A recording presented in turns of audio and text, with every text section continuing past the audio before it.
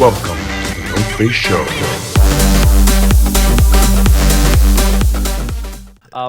Let's do a little live Q&A.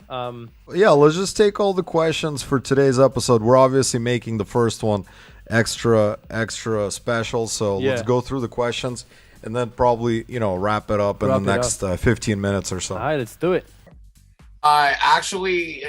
Something that would be good to talk about is because I've been noticing a lot of the guys, especially when they're sending in demos to different labels, let alone Noface, something that I've noticed is that some of the guys, they send in really, really long emails, with a bunch of detailed stuff, stuff that's not really necessary. So, what's the best way, in your opinion, to go about emailing different labels? What's the right approach for that, basically? My favorite ones is literally where it's like a SoundCloud link, and that's it. That's it. You don't care about anything unless else. it's like a nude pic and you're really hot and you're a female. I don't want to see it. Dude, I see people sending me the weirdest pictures, dude, of them hanging out with the boys at the bar or some shit. And then also, unless you have, if you have support, if you have some kind of thing to share, as in, that is directly related to this record, for example, or something that you're doing now, for example, hey, just got signed to...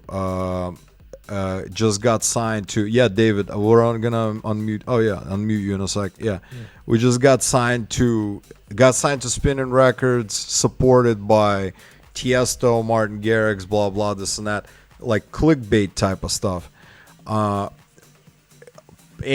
don't have time to read your essays. You can send those essays to your girlfriends. A&Rs are dude, we listen to the music, and if we like it, we like it. If we don't, then we don't. And sometimes when I see these lengthy emails also, the problem is that I can't even find the damn link sometimes. I'm looking through it, and then I finally find it. I'm all right, we found the link. Okay, we found the link. I click on the SoundCloud link, and guess what I find? The track is not there. Link expired. So the link expired, and now I'm sitting here, and I have to think. I'm am I a nice guy? And I usually am. I reply, I'm hey, your link is dead. But what I really want to say is that your brain is dead. That's what I really want to say. You know what I mean? That's funny. So I hope that answered your question. I'm not trying to sound mean or anything like that, but just it's kind of like getting a applying to a job. Yo, listen, you might be the smartest person in the world, but if you come to the interview wearing flip-flops, you don't need to wear a suit, but at least be presentable enough. And that's in that sense. And also the other thing I hate, and maybe that's wrong of me because technically it is wrong of me. I hate it when people send me albums. Oh God, I cannot stand albums. When I get an album, there's a high chance that there's not going to be any good music there, unfortunately. Because who sends albums, right? Oh, am I tripping? It's oh, here at Noface, I want to release my next album with you. And you're whoa, let's talk about it. I've actually seen quite a few of those on the Noface DMs. Yeah. I got a question for mix downs and the processing of not actual mixing down of a track. Let's say a radio mix. I know there's a couple ways. We could just talk about that maybe, because I was new to it, and you kind of showed me the lay down of how to get podcasts and that going on the DJ mix perspective of things.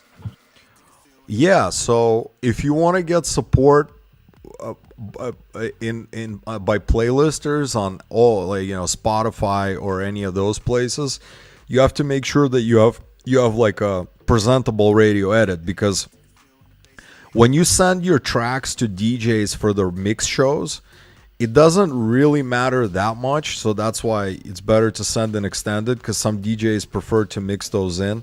Some DJs prefer to edit those and stuff like that. So when you send it to DJs for DJ mixes, never send radio edits. Like, it's useless, pointless, because if I want a radio edit for my radio show, I can chop the radio edit out of an extended, but I can't make an extended mix out of a radio.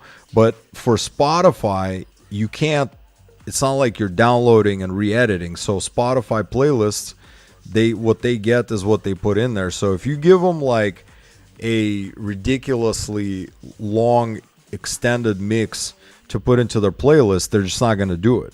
And I think Badger, I don't know if Badger did it by accident, but I remember there was a track that was actually picking up steam, and it was an extended mix, I guess, that he accidentally either submitted or whatever. Sometimes extended mixes do okay, I guess, if it's a big record or whatnot. But the formula is simple. Streaming services, radio, only radio. And as far as editing those radio mixes, I mean, it really depends. I even heard... remember, Brendan, we were listening to, when we were preparing the radio show, you played me that one guy from Sweden who Morten supports. And it was like a progressive track, and he literally had a small intro, the vocals started, and then the drop came in, and then that's it. It was literally one drop. I've never even heard it, but I listened to it, I was like, yeah, that's pretty good. That's enough for me to get the idea, you know what I mean? So sometimes that's what might be all you need, you know, like a quick little intro, vocals, and the final drop. If you have a really sick drop, I'd probably do a little sweep and go right into that drop, and then have like 15 seconds, and then go into your like vocal breakdown or like a non-vocal breakdown, and then go in and do your drop essentially. But you really want to chop it up in a way where it's presentable. And again, if you're like a progressive guy and you're sending your stuff to specific specific playlists, like Eric Pritz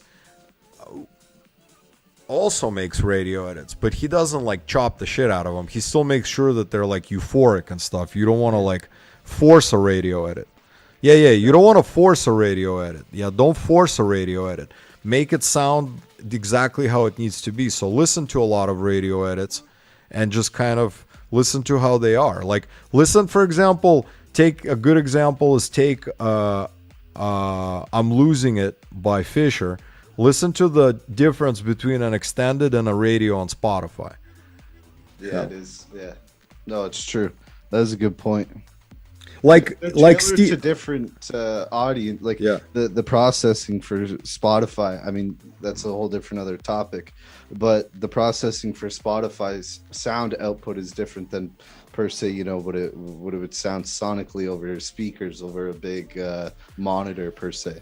Yeah, and the same thing goes for YouTube. Like, the days of like extended mixes are over. God forbid you put up your extended mixes on YouTube or anywhere, unless you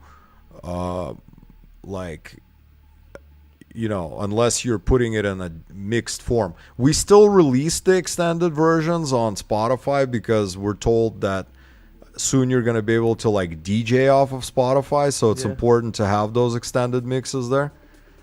But if you're putting your main song like on your YouTube channel or SoundCloud for that matter, like don't put the extended, obviously. Yo, Max, so we got a question from David Matrix that he went to ask. So it's actually kind of interesting question, different topic, and something that I'm intrigued about. So Max, it's directed to you. If you weren't making music today, what would you be doing? Ooh.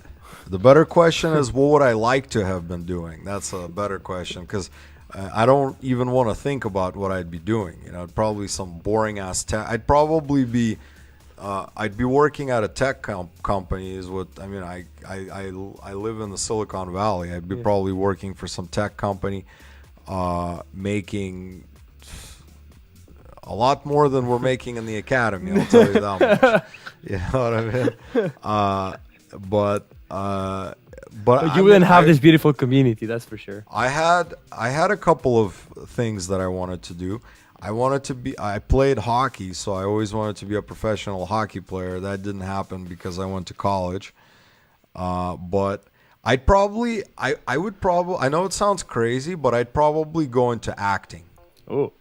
Yeah. It's I'd your go- I'd go- Netflix. You pull up on Max Vangeli's in Netflix. Yeah, dude, I would go into acting. I love, like, I don't know, something fascinates me about like Hollywood and stuff like that.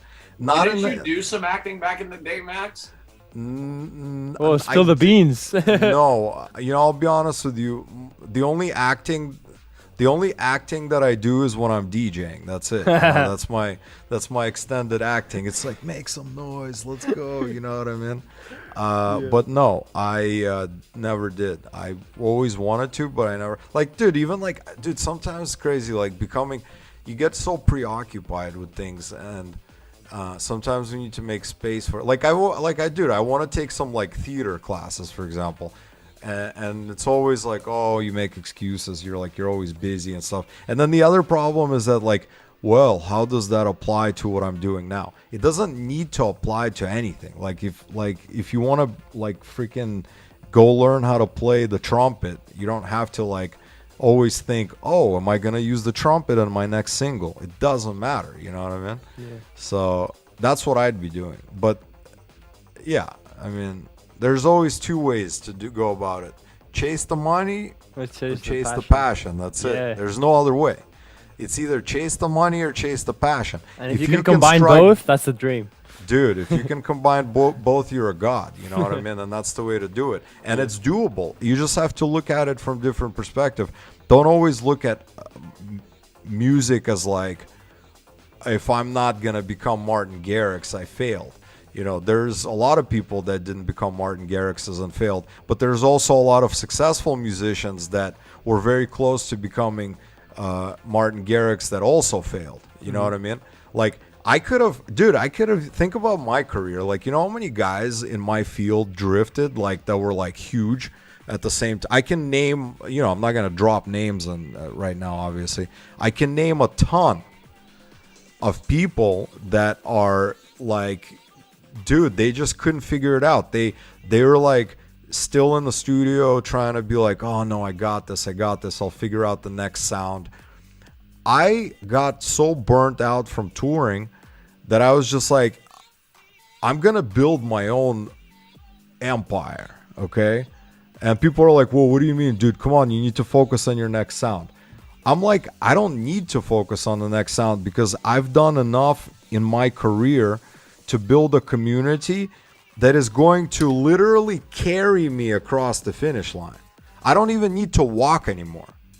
Like, if you think about it. And that's the way you got to build your destinies. Like, you have to do enough with your community and your friends and everybody that you're involved with to be able to say, I might not be the next Michael Jackson, but I have enough tools in my arsenal and enough friends and enough positive surrounding that I'll get close enough to at least be on stage with Michael Jackson. That's how you got to think.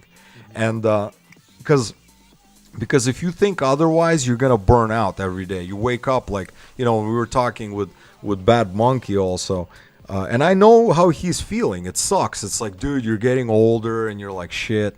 Is this for me? Like, people, like, I gotta move faster, and it really sucks. It really sucks. But the thing is, like, as soon as you stop that and you make it where, like, I don't gotta do anything. Like, you wake up in the morning, you don't have to be here. You don't have to make music.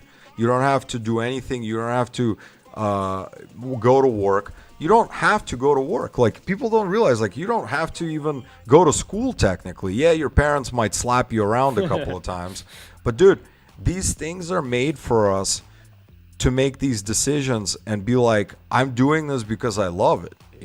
That's why we're here. And if you don't do that every day, then, dude, life becomes really shitty. Like, and with age, it becomes even worse. I'm telling you, like, you get in your 40s, 50s, bro, and you hate your job. Oh my God, like, that's when you really are done. Like, you don't have anything. Like 60s, 70s, and then what Gary Vee always talks about, and then what happens? Every single person, like, there's only one thing in common at a retirement home. There's only one thing in common that everybody has the same thing that they share, and it's called the word regret. The word regret is going to haunt you once you go past a certain age so bad that people become suicidal over regret. That's what happens.